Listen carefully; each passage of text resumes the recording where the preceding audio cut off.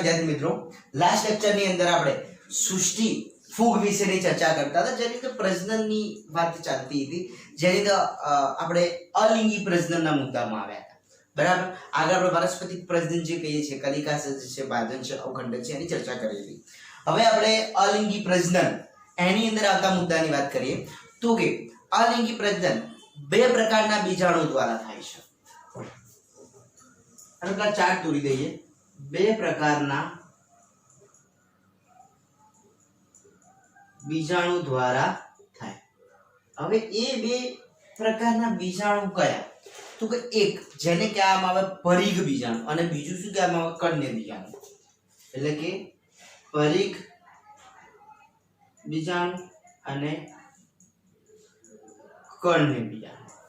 પરિઘ બીજાણુ છે એના બે પ્રકાર આવે છે, ચલ બીજાણુ અને અચલ બીજાણુ.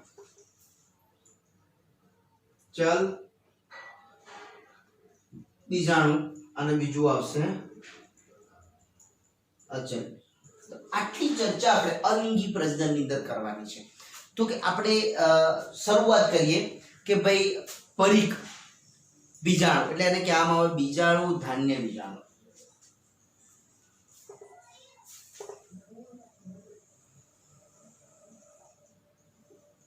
એને કહેવામાં આવે બીજાણુ ધાન્ય બીજાણુ. એના વિશે આપણે ચર્ચા કરી. એક ડિવિઝન પાડી દઈએ એટલે શું છે? કમ્પ્લીટ મુદ્દો આવી જાય. ચલો, પરિઘ બીજાણુ એટલે કે બીજાણુ ધાન્ય બીજાણુની વાત કરીએ તો કે તેઓ બીજાણુ ધાની ઓછા બીજાણુ ધાનીઓમાં નિર્માણ પામે છે. શું થાય? બીજાણુ ધાની કે સમાન નિર્માણ પામશે. તેઓ બીજાણુ ધાનીમાં નિર્માણ પામે. બીજાણુ ધાની કેવી હોય છે હું તમને આકૃતિ ડ્રો કરીને સમજાવું.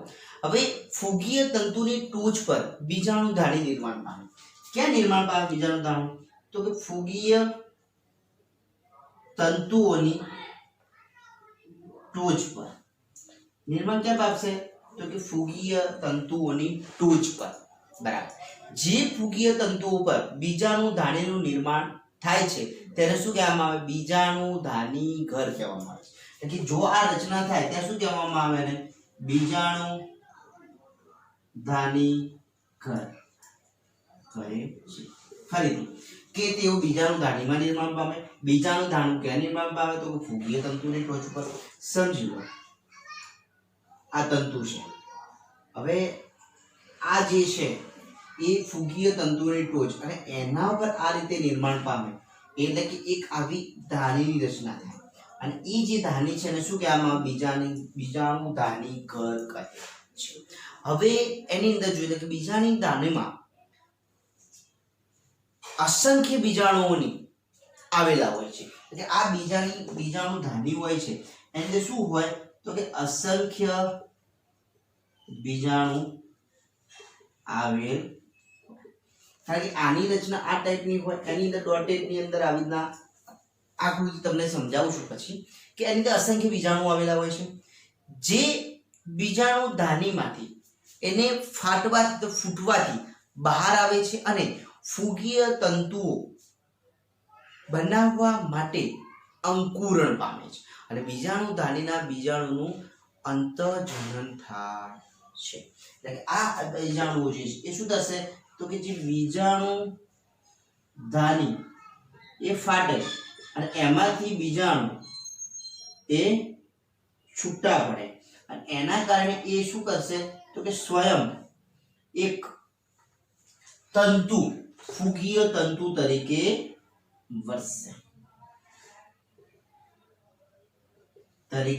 વર્તે છે. એક બીજાણુ નીકળશે એમાંથી બનશે. અને આ બીજાણુ ધાની માં બીજાણુનું અંતઃજનન થાય. એને શું કહેવામાં આવે? અંતઃજનન કહે છે. એક આપણે નાની છોકરી એક આકૃતિ ડ્રો કરીને સમજીએ કઈ રીતે એની રચના હોય છે. બરાબર. સમજો કે શું હશે? તો કે પહેલા શું હોય? કવક તંતુ. આ જે છે એ શું છે? તો કે કવક તંતુ. આ કવક તંતુની અંદર શાની રચના બનશે? तो के बीजाणु धानी ની રચના બનશે.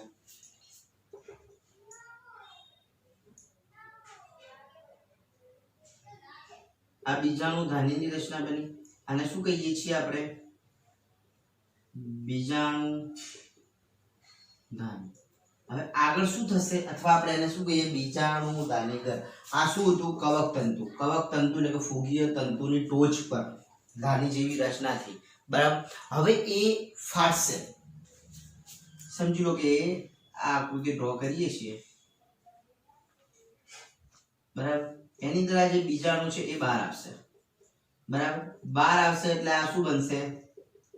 શું રચના કરશે? એને શું કહેવામાં આવે છે? બીજાણુ ધાનીય બીજાણુ. અને શું કહીએ આપણે? બીજાણુ ધાનીય બીજાણુ. અને આ બીજાણુમાંથી શું રચના બનશે? તો કે કવક તંતુની. ક્યારે બનશે? કે આ બીજાણુનું શું થશે? અંકુરણ. શું થશે? અંકુરણ. આ શું થાય? તો કે ફાટવાની પ્રક્રિયા. શું? તો કે બીજાણુ ધાની ની ફાટવાની પ્રક્રિયાથી અસંખ્ય બીજાણુઓ છૂટા પડે અને એક કવક તંતુની અલગ અલગ કવક તંતુ રચના થાય. તો કે આ રીતે બીજાણુ ધાનીય બીજાણુ કે પરિક બીજાણુ બે પ્રકારના છે. આના આધારે એના બે પ્રકાર જે પાડ્યા, એક જે ફાટે છે કે આ જે છે તેના બે પ્રકાર. કયા કયા? તો એક ચલ બીજાણુ, બીજું અચલ બીજાણુ. તો એની અંદર આપણે જોઈએ પહેલું ચલ બીજાણુ. પહેલું જોઈએ આપણે ચલ બીજાણુ. ચલો, ચલ બીજાણુની અંદર શું કહેવા માંગે વિદ્યાર્થી મિત્રો? તો કે જ્યારે બીજાણુ ધાનીય બીજાણુ જે છે એ કસાયુક્ત અને ચલિત હોય ત્યારે તેને શું કહેવામાં આવે? તો કે તે બીજાણુને આપણે શું કહીએ છીએ? તો કે ચલ બીજાણુ કહીએ છીએ. તો કે જે બીજાણુ ધાનીય બીજાણુ કસાયુક્ત હોય અને ચલિત તથા ગતિશીલ હોય ત્યારે શું કહેવામાં આવે? ચલ બીજાણુ. મતલબ કે આ જે બીજાણુ છૂટા પડે એની અંદર શું ધરાવે? કસાયુક્ત. તો એને શું કહીએ છીએ આપણે? ચલ બીજાણુ કહીએ છીએ. આ પ્રકારના બીજાણુ ધાનીને અંતઃ બીજાણુ ધાની કહેવાય છે. અને આ પ્રકારની જે ધાની હોય એને શું કહેવામાં આવે? અંતઃ બીજાણુ ધાની કહે છે. બરાબર. હવે આપણે બીજા નંબરનો મુદ્દો જોઈએ તો કે અચલ બીજાણુ. અચલ બીજાણુ એટલે તમે સમજી શકો છો કે જે બીજાણુ ધાનીય બીજાણુ કસા વિહીન અને અચલિત હોય ત્યારે આવા બીજાણુને શું કહીએ આપણે? અચલ બીજાણુ કહીએ છીએ. તો કે જે બીજાણુ ધાનીય બીજાણુ કસા વિહીન હોય અને અચલિત હોય તેને શું કહેવામાં આવે? અચલ બીજાણુ કહે છે. બરાબર. મતલબ કે આટલા સુધી આપણને ખબર પડી ગઈ કે પરિક બીજાણુની ચર્ચા આપણે કરી નાખી. હવે આપણે ચર્ચા કરીએ કે કર્ણ્ય બીજાણુ. કોની હવે ચર્ચા કરીએ? કર્ણ્ય બીજાણુ. જેને બીજું શું કહેવામાં આવે? તો કે અનાવૃત બીજાણુ પણ કહે છે. હવે આપણે આગળ બીજો જે પ્રકાર હતો એટલે કે કોનોરિયા.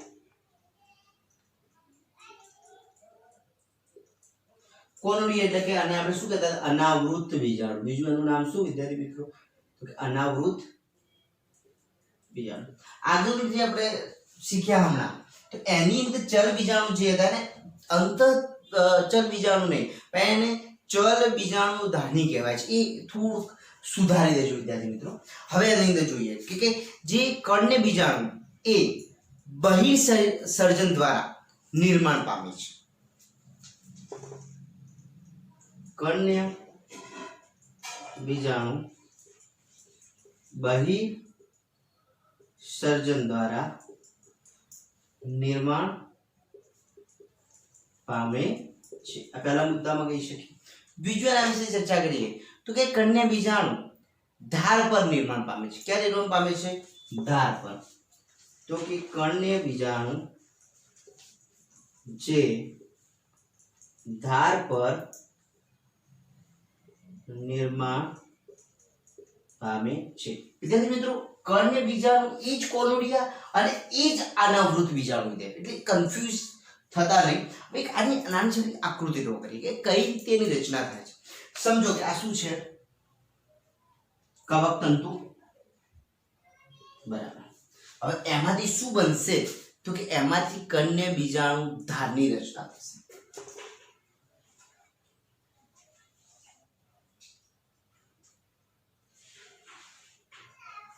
આ જે રચના થઈ જેને આપણે શું કહીએ છીએ? કન્યા બીજાણુ ધાર. અને શું કહીએ છીએ? કન્યા બીજાણુ ધાર. અને આ જે છે એને શું કહીએ છીએ આપણે? કન્યા બીજાણુ. આમથી આમ જશે. ચલ આમથી આમ આગળ જોઈએ. હવે શું થશે? તો કે એમાંથી આ કન્યા બીજાણુ છૂટા પડશે. છૂટા પડ્યા અને એ જે છૂટા પડ્યા એમાંથી શું બનશે? અંકુરણ પામશે. અને અંકુરણ પામી શું બનાવશે? નવા એક ફૂગીય તંતુની રચના કરશે. તો આ વાત થઈ ગઈ અલિંગી પ્રજનન. વિદ્યાર્થી મિત્રો, અલિંગી પ્રજનનનો મુદ્દો અહીંયા સમાપ્ત થયો. હવે આપણે જોઈએ લિંગી પ્રજનન.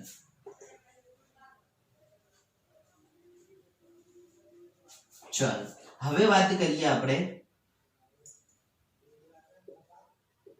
લિંગી પ્રજનન. લિંગી પ્રજનનમાં કઈ રીતે છે? તો કે ભાઈ જન્યુઓનું નિર્માણ જન્યુધાનીમાં થાય. શું થશે? તો કે જન્યુઓનું નિર્માણ જન્યુધાનીમાં થાય. આ પહેલો મુદ્દો. લિંગી પ્રજનનની અંદર જન્યુ નિર્માણ કરવાના છે. માદા જન્યુ, નર જન્યુ. એટલે કે એને અંડજન્યુ બી કહીએ છીએ, પૂજન્યુ પણ કહીએ છીએ. અને ફૂગમાં લિંગી પ્રજનન એ 3 તબક્કામાં જોવા મળે. તો આપણે લખીએ કે કેટલા તબક્કામાં? 3 તબક્કામાં જોવા મળે. હવે 3 તબક્કા કયા કયા? 1, 2 અને 3. 3 થઈ ગયું ને? 3 એટલે કયા? એક જીવરસ સંયુગ્મન, બીજું કોષ કેન્દ્ર સંયુગ્મન અને ત્રીજું છે અર્ધિકરણ. એટલે કે જીવરસ સંયુગ્મન, કોષ કેન્દ્ર સંયુગ્મન અને અર્ધિકરણ.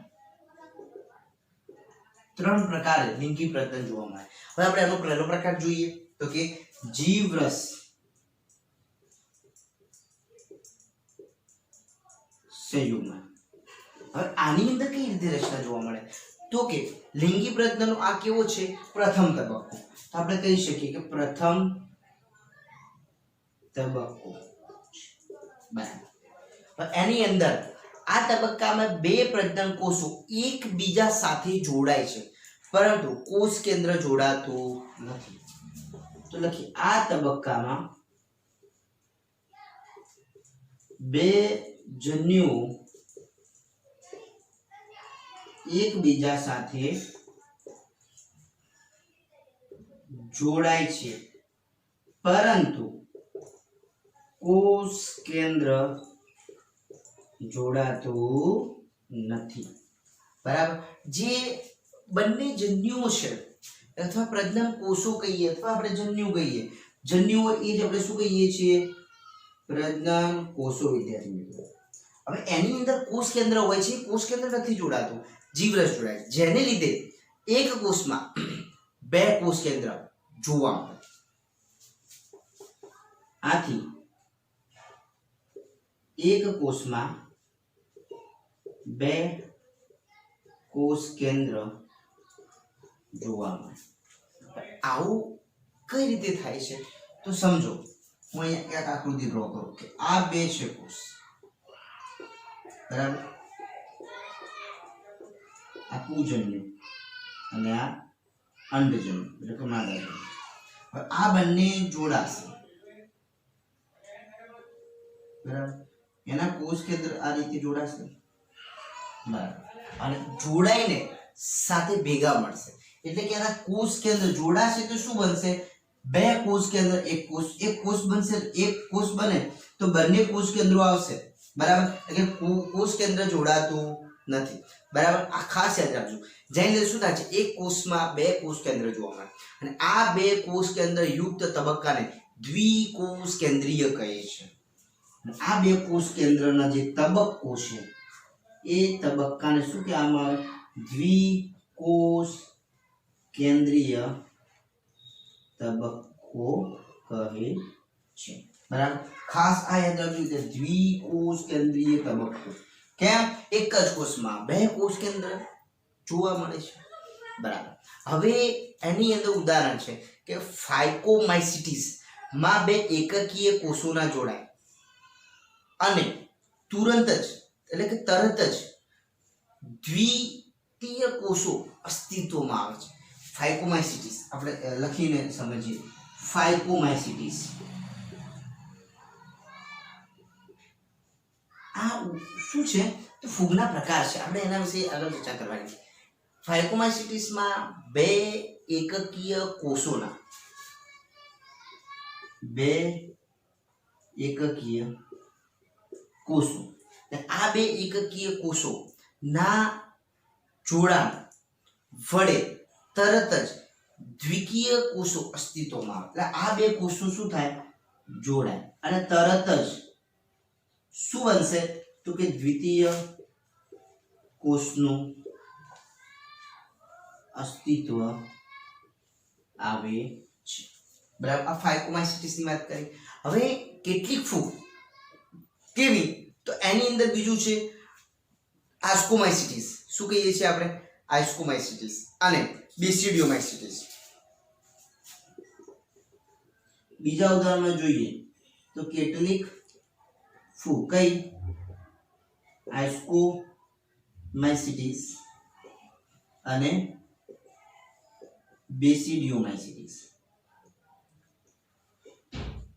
આ પણ બે પ્રકાર છે ફૂગના આ જેવી ફૂગ છે એક વિશિષ્ટ તબક્કો સર્જાય છે અને જેને શું કહેવામાં આવે દ્વિકોષ કેન્દ્રીય તબક્કાનું સર્જન કરે છે અને આની અંદર વિશિષ્ટ તબક્કો જોવા મળે અને એ તબક્કાને શું કહીએ છીએ એ જ આપણે દ્વિકોષ કેન્દ્રીય તબક્કો કહે છે જ્યારે અહીંયા દ્વિતીય કોષ કહે છે જ્યારે અહીંયા એક અસ્તિત્વમાં વિશિષ્ટ જે તબક્કો આવે છે તેને દ્વિકોષ કેન્દ્રીય તબક્કો કહે છે આ વાત કરી જીવરસ સંયુગ્મની હવે આપણે એના પછી આગળ વાત કરીએ કોષ કેન્દ્ર સંયુગ્મ હવે બીજો પ્રકાર જોઈએ તો કે બીજો પ્રકાર શું હતો તો કે કોષ કેન્દ્ર સંયુગ્મન વિદ્યાર્થી મિત્રો કોની વાત ચાલે છે લિંગી પ્રજનનની વાત ચાલે છે બરાબર લિંગી પ્રજનન તો પતી ગયું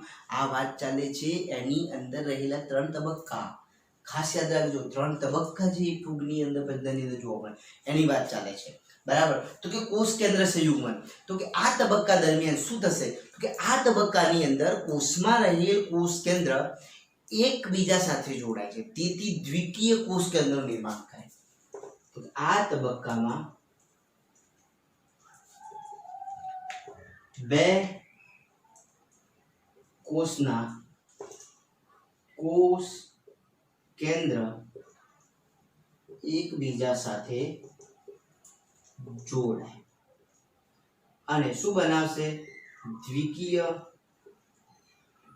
કોષ કેન્દ્ર શું બનાવે છે વિદ્યાર્થી મિત્રો દ્વિકીય કોષ કેન્દ્ર અને આ દ્વિકીય કોષ કેન્દ્રનું નિર્માણ કરે છે જેને યુગ્મક કોષ કેન્દ્ર કહેવામાં આવે છે જેને શું કહેવામાં આવે યુગ્મક કોષ કેન્દ્ર કહેવામાં આવે છે આ તમારે યાદ રાખવું વિદ્યાર્થી મિત્રો ચાલો આ વાત થઈ ગઈ હવે એના પછીનો બીજો જે તબક્કો હતો શું હતું અર્ધીકરણ કોની વાત કરવાની છે અર્ધીકરણની વાત કરીએ ચલો અર્ધીકરણમાં શું તો કે આ તબક્કામાં દ્વિકીય કોષ કેન્દ્રમાં અર્ધીકરણ થાય એટલે આ જે છે એની અંદર અર્ધીકરણ થશે તો કે આ તબક્કામાં દ્વિકીય કોષ કેન્દ્રમાં શું થાય?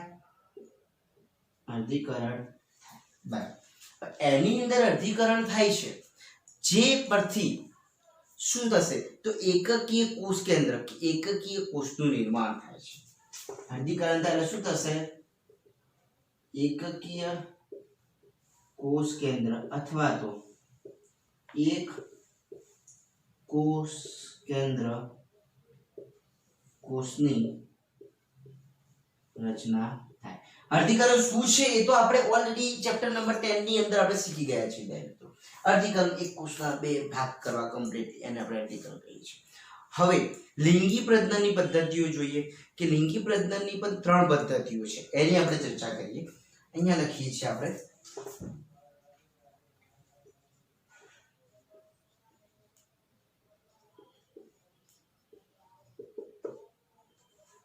આ મુદ્દો અહીંયા બતાવ્યો. હવે લિંગી પ્રજનનની 3 પદ્ધતિઓ. એક જન્યુધારી સંપર્ક, એક જે છે શું કહેવામાં આવે? જન્યુધાની સંપર્ક. બીજી એક ખાસ યાદ રાખજો, જન્યુધાની સંપર્ક મળતો આવશે, બરાબર? સંપર્ક દેખાય નહીં તમને, શાયદ હું ફરીથી લખી દઉં. સંપર્ક, સંપર્ક એ રીતે બી લખી શકાય. બીજા મુદ્દામાં કહીએ તો જન્યુધાની મૈથુન, જન્યુધાની મૈથુન. અને ત્રીજી વાત કરીએ તો કે ત્રીજાની અંદર આવશે દૈહિક સંલયન. દૈહિક સંલયન. તો આ 3 લિંગી પ્રજનનની અંદર જોવા મળેલા તબક્કા હતા. આની અંદર 3 પદ્ધતિઓ. હવે એ 3 પદ્ધતિઓની આપણે ચર્ચા કરીએ સ્ટેપ બાય સ્ટેપ. ડિવિઝન એટલા માટે વિદ્યાર્થી મિત્ર પાડ્યું કે આપણે વારંવાર બોર્ડને ભૂખવું ના પડે અને ઈઝીલી બધું આપણે જેટલું બી લખવું એટલું લખી શકીએ. ચલો પહેલો તબક્કો જન્યુધાની સંપર્ક.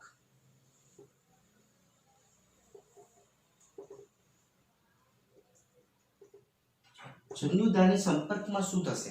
તો કે આ પ્રક્રિયામાં સૌપ્રથમ એક જ કવક જાળના બે અલગ અલગ તંતુઓ પર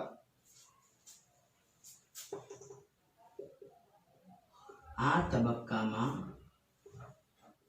એક જ કવક જાળના બે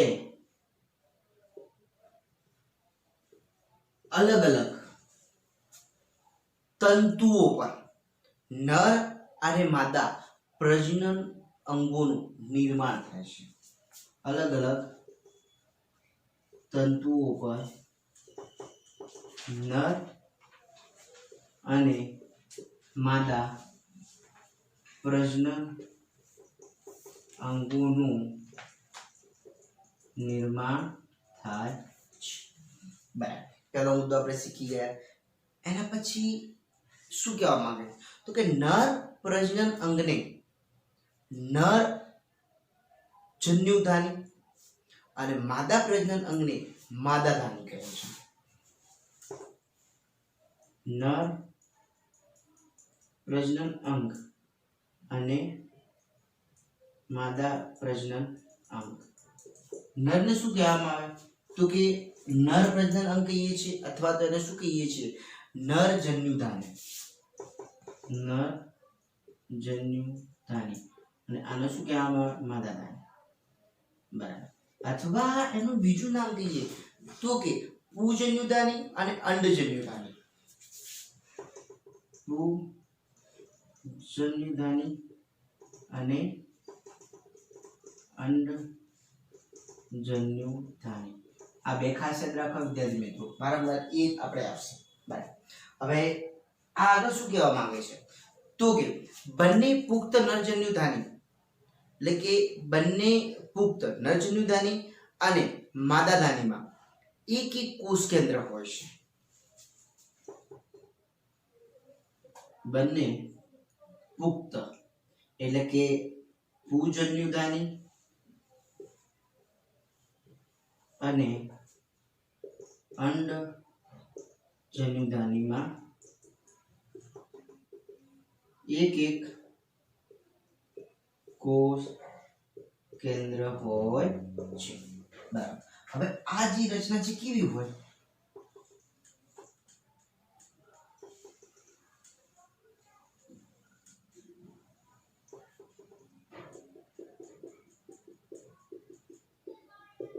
આને કહેવામાં આવે પૂજન્યુધાની આને કહીએ છીએ અંડજન્યુધાની આ પહેલા મુદ્દાનો આપણે આકૃતિ હવે આપણે જોઈએ કે ભાઈ હવે આ પૂજન્યુધાની અને અંડધાની એટલે કે અંડજન્યુધાની આપણે કહીએ છીએ અથવા માદાધાની કહીએ છીએ એકબીજાની નજીક આવે તો આપણે લખીએ કે બંને એકબીજાની નજીક આવે બંને એકબીજાની નજીક આવે નજીક આવશે એના પછી શું થશે તો કે ત્યારબાદ પૂજન્યુધાનીમાંથી ફલન નલિકા બહાર આવે અને અંડજન્યુધાનીમાં પ્રવેશે છે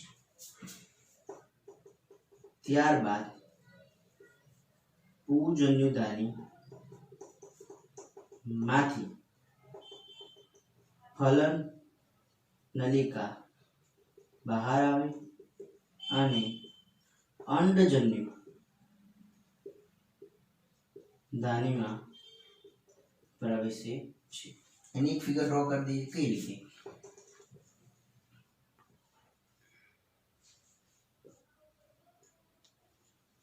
નજીક આવશે અને આ રીતે આની અંદર શું જશે તો કે ભાઈ ફલન નલિકા બરાબર આની અંદર આ કોષ કેન્દ્ર છે હવે શું થાય તો કે નજીક આયા અને પછી ફલન નલિકા સાથે જોડાયા હવે એની અંદર શું થશે તો કે એના પછી પૂજન્યુધાનીનું કોષ કેન્દ્ર આ નલિકા દ્વારા અંડજન્યુધાનીમાં જશે એટલે કે પૂજન્યુધાનીનું કોષ કેન્દ્ર નલિકા દ્વારા અંડજન્યુધાનીમાં જાય એટલે કે અહીંયાથી એ અહીંયા જશે બરાબર અંડજન્યુધાની અને તેના કોષ કેન્દ્ર સાથે જોડાય છે આ ગયા પછી શું થશે તો કે અંડજન્યુધાનીના કોષ કેન્દ્ર સાથે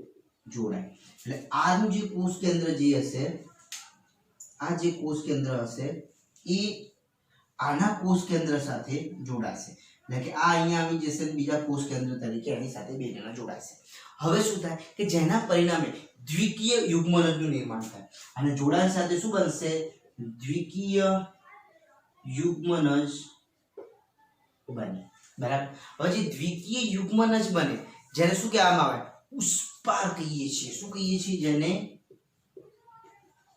ઉષ્પોર શું કહેવામાં આવે વિદ્યાર્થી મિત્રો ખાસ યાદ રાખજો ઉષ્પોર કહેવામાં આવે છે ઉષ્પોર એટલે કે અંડ બીજાણુ કહેવામાં આવે છે આને શું કહીએ છીએ બીજા શબ્દમાં કહીએ તો કે અંડ બીજાણુ કહે છે આ રચનાથી શું બનશે આવું એક રચના થશે અને આને શું કહીએ છીએ ઉષ્પોર ઉષ્પોર એટલે કે અંડ બીજાણુ કહે છે હવે આના પછી શું થશે તો કે આના પછી પણ આગળ ઘટના ઘટશે પણ હું આ અંદર લેવાનું હોવાથી આ થોડુંક આપણે ભૂકી નાખીએ છીએ અને એને એની અંદર સમજાવી દઉં છું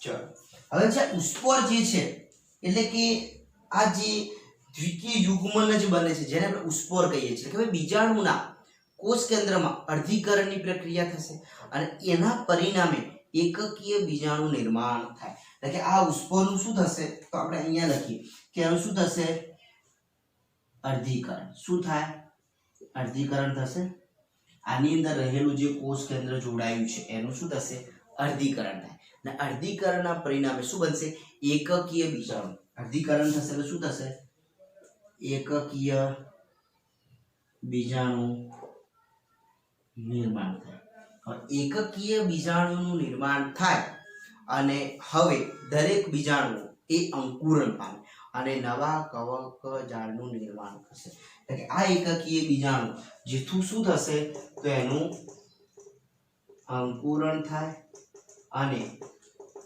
નવા કવક જાળ તરીકે વર્તે છે. તો વિદ્યાર્થી મિત્રો અહીંયા ફરીથી થોડું સમજાયું, કારણ કે આ આવડતું હશે તો પછીના બે આવડશે કે આ તબક્કામાં શું થશે તો કે એક જ કવક ઝાડ ઉપર અલગ અલગ તંતુ નર અને માદા પ્રજનન અંગો નિર્માણ થશે. નર પ્રજનન પૂજન્યુદાની અને અંડજન્યુદાની એક એક એક એક કોષ કેન્દ્ર ધરાવે છે. સમજી લો કે આ કોષ કેન્દ્ર છે. બંને જોડે આવશે, નજીક આવશે, ત્યારબાદ શું થશે ફલનનલિકા નિર્માણ થશે અને એના દ્વારા પૂજન્યુદાનીનું કોષ કેન્દ્ર અંડજન્યુદાનીમાં આવશે.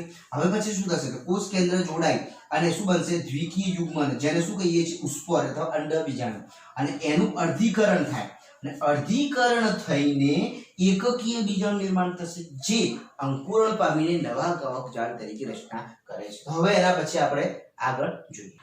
હવે આગળ બીજું જોઈએ તો કે બીજો પ્રકાર જન્યુદાની મૈથુન. હવે તમને આગળનું આવડતું હોય પહેલું તો બીજું તમને ઈઝીલી આવડી જાય વિદ્યાર્થી, બહુ ઈઝી છે. સ્ટેપ બાય સ્ટેપ સમજીએ તો કે આ પ્રક્રિયામાં બે અલગ અલગ, પેલામાં એક જ કવક તંતુ જાળ હતું, જ્યારે અહીંયા બે અલગ અલગ કવક જાળ ઉપર જન્યુનું નિર્માણ થાય. તો આ પ્રક્રિયામાં બે અલગ અલગ કવક જાળ પર જન્યુઓનું નિર્માણ. પહેલામાં શું હતું, એક જ કવક ઝાડ ઉપર બે જન્યુઓનું નિર્માણ થતું. હવે સૌપ્રથમ કવક તંતુ એક ભાગ સુધી ફૂલી જાય, એટલે કે અમુક ભાગ સુધી ફૂલે અને શું બનાવશે પૂજન્યુધાની પ્રજનન જન્યુધાની બનાવે. એટલે કે જે આ કવક ઝાડ અમુક ભાગ સુધી ફૂલે અને પ્રજનન જન્યુધાની બનાવે. પ્રજન્યુધાની એટલે કે પ્રજનન જન્યુધાની કહીએ છીએ. શું એની અંદર નર પ્લસ માદા બંને. જો એની આકૃતિ સમજીએ તો આકૃતિ ડ્રો કરીને હું અહીંયા સમજાવું, અહીંયાથી અહીંયા આવીશું એટલે કે આખું સ્ટેપ બાય સ્ટેપ તમને સમજાવીશું. હવે આ બંને જન્યુધાની, નર જન્યુધાની અને માદા જન્યુધાની, બંને જન્યુધાનીઓ ઘણા કોષ કેન્દ્ર ધરાવે છે. બંને જન્યુધાનીઓ ઘણા કોષ કેન્દ્ર ધરાવે. તો કે બંને જન્યુધાનીઓ ઘણા બધા કોષ કેન્દ્ર ધરાવે. હવે જેને લીધે એટલે કે આ જન્યુધાનીઓ એકબીજા સાથે જોડાયેલા છે. આ જન્યુધાનીઓ એકબીજા સાથે જોડાય એટલે શું કરશે, જેને લીધે યુગ્મનજનું નિર્માણ થાય. જેને લીધે શું બનશે યુગ્મનજનું નિર્માણ થાય. આ યુગ્મનજનું નિર્માણ થયું ત્યારે શું કહીએ છીએ તો કે યુગ્મ બીજાણુ કહેવામાં આવે છે. જેને શું કહીએ છીએ યુગ્મ બીજાણુ કહે છે. યુગ્મનજનું જે નિર્માણ થાય છે જેને શું કહીએ છીએ યુગ્મ બીજાણુ કહેવામાં આવે છે. અને આ ફેર શું થશે તો કે યુગ્મ બીજાણુનું અર્ધીકરણ થાય, જેને પરિણામે એકકીય બીજાણુનું નિર્માણ થાય. આપણે ફરીથી શીખીએ શું થશે, અર્ધીકરણ થઈ એકકીય બીજાણુની રચના થાય, જે આપણે આગળના તબક્કામાં જોયું હતું. એકકીય બીજાણુઓનું નિર્માણ થાય છે અને હવે દરેક બીજાણુ અંકુરણ પામી નવા કવક તંતુ તરીકે વર્તે છે. શું થશે એનું અંકુરણ થાય ને અંકુરણ થઈ નવા કવક જાળ તરીકે વર્તે. આપણે એની આકૃતિ જોઈ લઈએ. આકૃતિમાં શું કહેતું હતું તો જો સિમ્પલ એ વસ્તુ હું તમને સમજાવી દઉં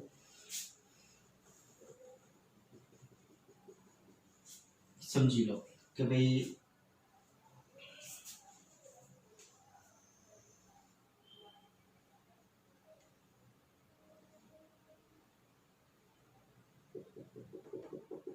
આ શું છે બે કવકજાળ એના પછી શું થતું હતું કે એ અમુક ભાગ સુધી ઉપસી આવે અથવા આપણે શું લખ્યું હતું એને કે અમુક ભાગ સુધી ફૂલે આ ફૂલ્યા જેની અંદર શું હોય કોષ કેન્દ્ર પછી શું થશે એકબીજાના સંપર્કમાં આવશે એટલે એકબીજા સાથે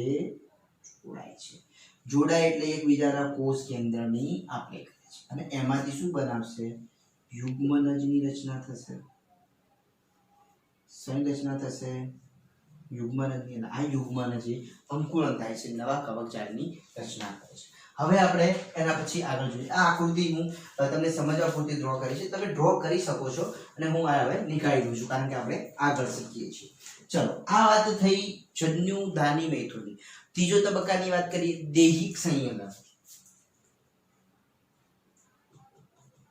દૈહિક સંલયન ચલો હવે એની અંદર શું કહેવા માંગે છે તો કે આ પ્રકારના પ્રજનનમાં પ્રજનન અંગોનું નિર્માણ થતું નથી તો કે આ પ્રકારના પ્રજનનમાં પ્રજનન અંગોનું નિર્માણ ન થાય તો કે કઈ રીતે એનું આ પ્રજનન દર્શાવે છે તો આ પ્રક્રિયામાં બે કવકજાળ એકબીજા સાથે નજીક આવે અને તેઓ એકબીજા સાથે સંયુગ્મ દર્શાવે એટલે કે તેમાં બે કવકજાળ નજીક આવી સંયુગ્મન દર્શાવે એના દ્વારા એ પ્રજનન દર્શાવે કે આ એક કવકજાળ છે બીજી કવકજાળ એકબીજા સાથે આ રીતે નજીક આવશે જોડાશે જેના કારણે શું થશે સંયુગ્મન થશે એના લીધે એને કહેવામાં આવે છે દૈહિક સંલયન હવે વાત કરીએ કવકજાળની રચના અને લિંગી પ્રજનનના આધારે ફૂગના પ્રકાર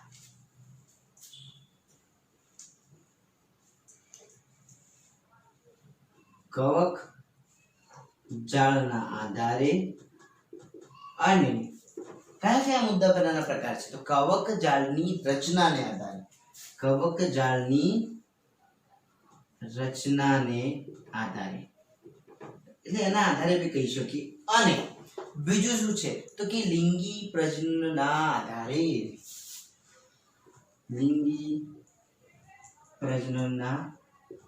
આધારે પ્રકાર તો કે એના 4 પ્રકાર છે વિદ્યાર્થી જે આપણે દરેક સમજવાના છે ચાલો તો કે જે આ પ્રકાર છે આપણે કોની વાત કરીએ છીએ ફૂગની વાત કરીએ છીએ તો હવે આ ફૂગના પ્રકાર અત્યાર સુધી આપણે ફૂગ વિશે સમજતા હતા હવે ફૂગના પ્રકાર જોઈએ તો કે પહેલો જે છે જે શું કહેવામાં આવે છે ફાઇકોમાઇસિટીસ શું કહીએ છીએ ફાઇકોમાઇસિટીસ બરાબર બીજો પ્રકાર આપણે શીખી ગયા છીએ એના નામ વિશે બીજું જે છે આસ્કોમાઇસિટીસ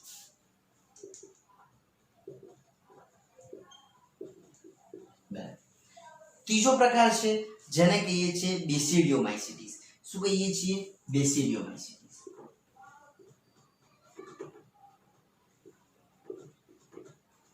ચોથો પ્રકાર છે જેને શું કહીએ છીએ તો કે ડ્યુટેરોમાઇસિટીસ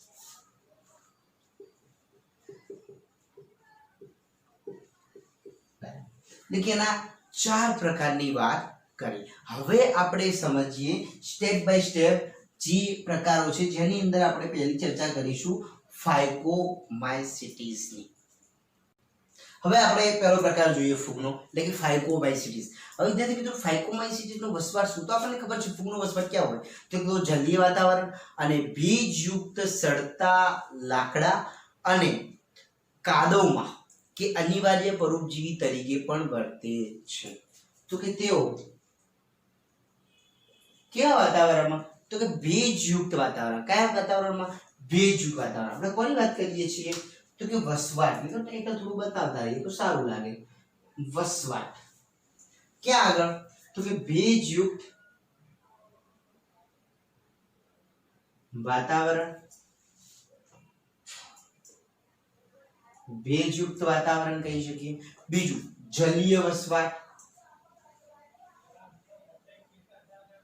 જલીય વસવાટ. બીજું ક્યાં હોય ભેજયુક્ત વાતાવરણ પણ કેવા તો કે સડતા લાકડા. બીજું વાત કરીએ તો કે અનિવાર્ય પરોપજીવી તરીકે વસવાટ કરે. બરાબર. આ વસવાટની વાત થઈ વિદ્યાર્થી મિત્રો. અને પરોપજીવી તરીકે ક્યાં જોવા મળે તો કે વનસ્પતિ. ક્યાં જોવા મળે વનસ્પતિ. હવે એની વાત કરીએ આપણે કવકજાળ. એની કવકજાળ કેવી હોય? કવકજાળ તો કે કવકજાળની અંદર જો વિદ્યાર્થી મિત્રો મુદ્દો જોઈએ કે આ વર્ગની બધી જ ફૂગ કવક તંતુ એ કેવા હોય એક સમાન કોષીય અને અનુપ્રસ્થ. એટલે કે આ વર્ગની બધી જ રચનામાં કવક તંતુઓ એક સમાન. બરાબર. એક સમાન બધા જ હોય છે. એક સમાન કોષીય ધરાવે. બરાબર. બીજું એની અંદર શું જોવા મળે તો કે અનુપ્રસ્થ કોષ દિવાલ વિહીન. અનુપ્રસ્થ કોષ દિવાલ વિહીન અને કેવા સાખી. તો એક આકૃતિ ડ્રો કરીને તમને સમજાવું કે કેવા હોય છે.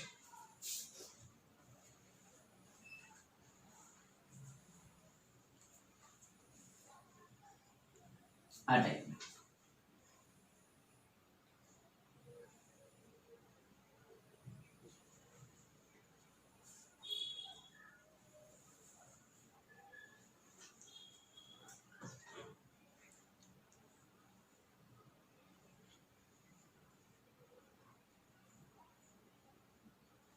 આવા રચના સાખી હોય છે. એવું નહીં કે આવી આકૃતિ અલગ આપણે દોરી શકીએ છીએ. હવે એની અંદર અલિંગી પ્રજનનની વાત કરીએ. અને લિંગી પ્રજનનની વાત કરીએ.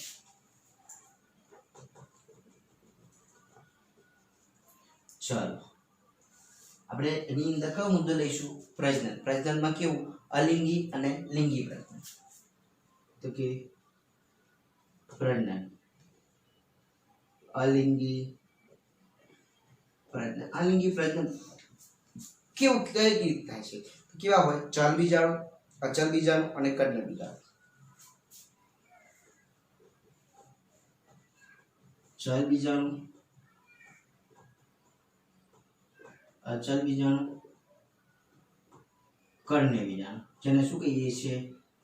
અનાવૃત બીજાણુ પણ કહીએ છીએ. આ વાત અલિંગી પ્રજનન. આપણે આ તો કમ્પ્લીટલી આગળ શીખી ગયા એટલે એને શીખવાનું જો આપણે ડાયરેક્ટ બતાવી દઈએ છીએ. બીજું છે લિંગી પ્રજનન. સવિસ્તૃત શીખ્યા છીએ એટલે વાંધો આવે એમ નથી. ચલો લિંગી પ્રજનન. લિંગી પ્રજનનની અંદર સમજન્યુક, વિષમજન્યુક અને અંડજન્યુક. સમજન્યુક, વિષમજન્યુક અને અંડજન્યુક જે પણ આપણે વિસ્તારની અંદર આગળ શીખી ગયા છે. હવે ફાઇકોમાઇસિટીસના વર્ગો તો કે ફાઇકોમાઇસિટીસના વર્ગોની ચર્ચા કરીએ. તો એના કેટલા વર્ગો છે? તો કે બે વર્ગો, એક અને બે. બે વિશે આપણે ભણવાનું છે. પહેલું છે જેને શું કહેવામાં આવે? ઉમાઇસેટિસ. શું કહીએ છીએ આપણે? ઉમાઇસેટિસ. અને બીજો વર્ગ છે જેને શું કહેવામાં? ઝાયગોમાઇસેટિસ. ઝાયગોમાઇસેટિસ. બરાબર. એમાં પહેલાની આપણે ચર્ચા કરીએ કે ઉમાઇસેટિસ ની રચનામાં કેવું જોવામાં આવે છે. એ કરીને આપીશું નામ ઉમાઇસેટિસ. તો ઉમાઇસેટિસ ની અંદર શું જોઈએ આપણે? પહેલું તો કે કવક તંતુ. કવક તંતુની કેવી રચના હોય છે એ જોઈએ. તો કે એની અંદર કવક તંતુ એક સમાન રચના ધરાવે અને એટલે કે એક સમાન કોષીય અનુપ્રસ્થ કોષ દિવાલ. એટલે કે એક સમાન કોષીય અનુપ્રસ્થ કોષ દિવાલ વિહીન આ કવક તંતુની રચના. હવે એની અંદર બીજું શું જોઈએ તો કે એની અંદર અલિંગી પ્રજનન અને લિંગી પ્રજનન. અલિંગી પ્રજનનની અંદર શું આવશે બીજાણુ ધાન્ય. અલિંગી પ્રજનન અને બીજો મુદ્દો એની અંદર શું જોવાનો લિંગી પ્રજનન. તો અલિંગી પ્રજનનની અંદર કઈ રીતે જોવા મળશે તો કે બીજાણુ ધાનીય બીજાણુ. બીજાણુ ધાનીય બીજાણુ જે પણ આપણે હમણાં આગળ ચર્ચા કરી કે જેને શું કહેવામાં આવે તો કે ચલ બીજાણુ. બીજું અલિંગી પ્રજનનની વાત કરીએ તો શું આવશે કર્ણ્ય બીજાણુના નિર્માણ દ્વારા. કર્ણ્ય બીજાણુ નિર્માણ દ્વારા. તો આ બંને પદ્ધતિ દ્વારા એની અંદર અલિંગી પ્રજનન જોવા મળે. હવે લિંગી પ્રજનનની વાત કરીએ તો લિંગી પ્રજનનની અંદર જન્યુ ધાનીય સંપર્ક અને અંડજન્યુક. જન્યુ ધાનીય સંપર્ક અને અંડજન્યુક દ્વારા. આ બે પદ્ધતિ પણ આપણે સવિસ્તૃત શીખી ગયા છીએ. હવે એના ઉદાહરણો જોવાના છે. ઉદાહરણોની અંદર આપણે હવે આ નિકાળીને ઉદાહરણ ઉમાઇસિટીસના જોઈએ. ઉદાહરણ બી સવિસ્તૃત આપણે શીખવાના છે બરાબર. તો ઉદાહરણ જોઈએ ઉમાઇસિટીસના. તો પહેલું ઉદાહરણ શું આવશે પાયથિનની જાતિઓ.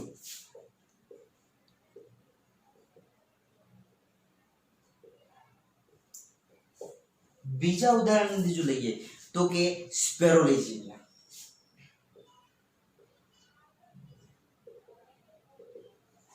શું આવશે સ્પેરોલેજિનિયા.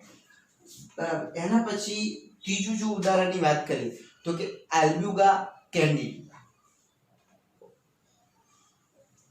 આલ્બ્યુગા બસ મતલબ કે આની અંદર બહુ ઉચ્ચારણ યાદ રાખજો. આલ્બ્યુગા ઇન્ડિગા એટલે કે કેન્ડિડિયા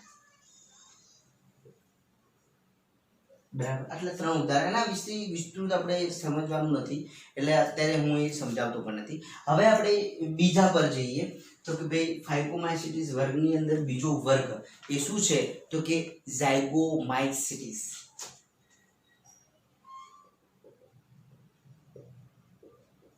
ચલો ઝાયગોમાઇસિટીસ એની અંદર કવક તંતુની વાત કરવી પડશે પહેલી જ. તો કે કવક તંતુ કેવો એક સમાન કોષીય અનુપ્રસ્થ દિવાલવાળા. એક સમાન કોષીય અને અનુપ્રસ્થ દિવાલવાળા બરાબર. અનુપ્રસ્થ દિવાલ વિહીન. ચલો હવે કવક તંતુની વાત કરીએ. હવે પ્રજનનની વાત કરીએ જેની અંદર અલિંગી પ્રજનન પહેલું લઈશું. અલિંગી પ્રજનન. અલિંગી પ્રજનનની અંદર કયું કયું જોવા મળશે કે બીજાણુ ધાનીય બીજાણુ એટલે કે આપણે એને શું કહીએ છીએ અચલ બીજાણુ આની અંદર જોવા મળશે. બીજાણુ ધાનીય બીજાણુ પણ કેવું અચલ બીજાણુ. અને બીજા મુદ્દામાં એની અંદર શું જોવા મળે છે તો કે બીજા મુદ્દાની અંદર એના દ્વારા નિર્માણ પામે છે એટલે કે બીજાણુ ધાનીય બીજાણુ એટલે કે અચલ બીજા. પેલાની અંદર શું થતું હતું ચલ બીજાણુ જોવા મળતા. હવે લિંગી પ્રજનન જોઈએ. ચલો લિંગી પ્રજનનમાં જો વિદ્યાર્થીઓ મિત્ર વાત કરીએ તો કે જન્યુ ધાનીય મૈથુન દ્વારા.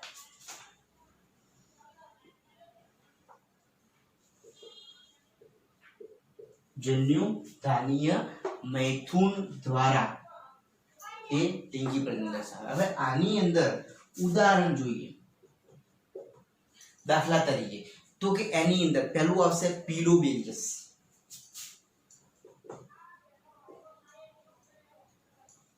આ જે ઉદાહરણ છે એનું થોડુંક વર્ણન કરીએ તો એને શું કહેવામાં આવે ફુંગીય બંદૂક કહે છે. જેને શું કહીએ છીએ તેને ફુંગીય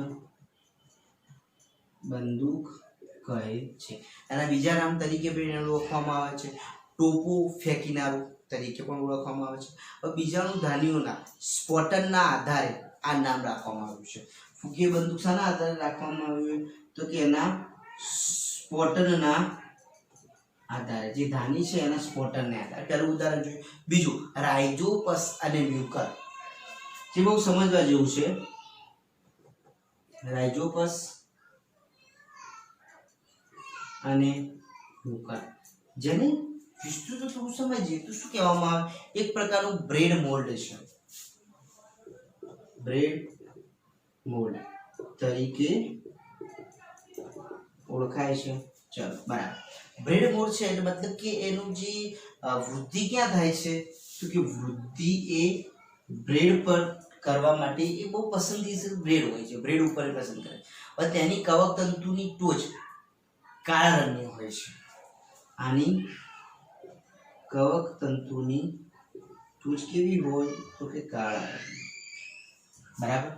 અને એ તેના આ ફૂગ કાળા રંગની દેખાય છે, જેના કારણે આખી ફૂગ કેવી દેખાય, ફૂગ કાળા રંગની દેખાય. તો અહીંયા આપણે લેક્ચર પૂરું કરીએ છીએ. એના પછીનો જે બીજો ભાગ છે એની આપણે નેક્સ્ટ લેક્ચરની અંદર ચર્ચા